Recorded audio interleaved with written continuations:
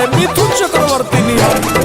काला काला साड़ी लावल पड़ल बाटे भारी, देखा रन भाभी होता मारा मारी।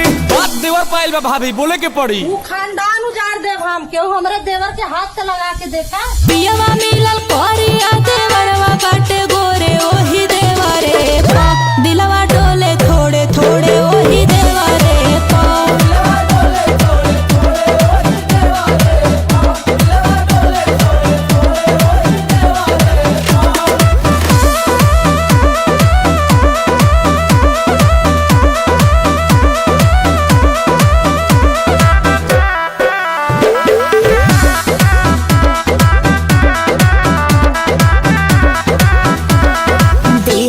दहेज परहेज काहे करी, बाटे अभी एज मैनेज काहे करी।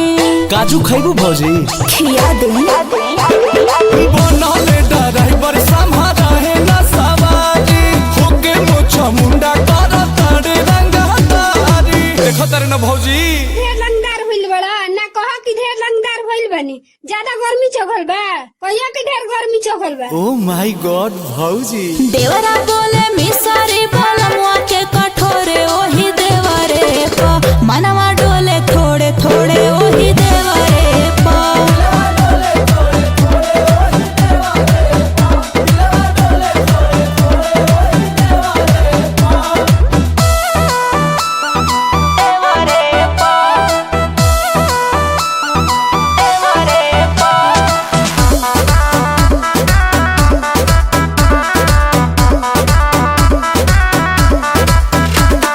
रहता जे अंकुश कॉलेज में संगतिया, लालू से बियाह के नयाइत नौबतिया।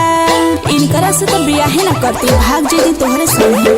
होके जब दुख भौजी सहले नु जाला, मीठा मीठा फल सुना पिलुए नु खाला। पिलुआ कहतरे मारम नु। देखो तारू नु भौजी आपके का समझलो हैं? हीरो कि शेर का हवो? सवा शेर हवो। भौजी तेहू तो बेलने बाड़े।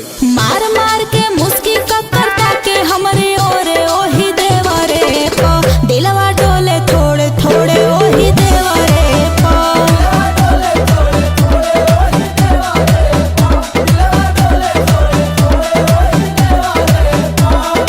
जेकरा में दम बा जा हमारा के ताक दी, देवर रंगदार छाती गोलिये में दाग दी।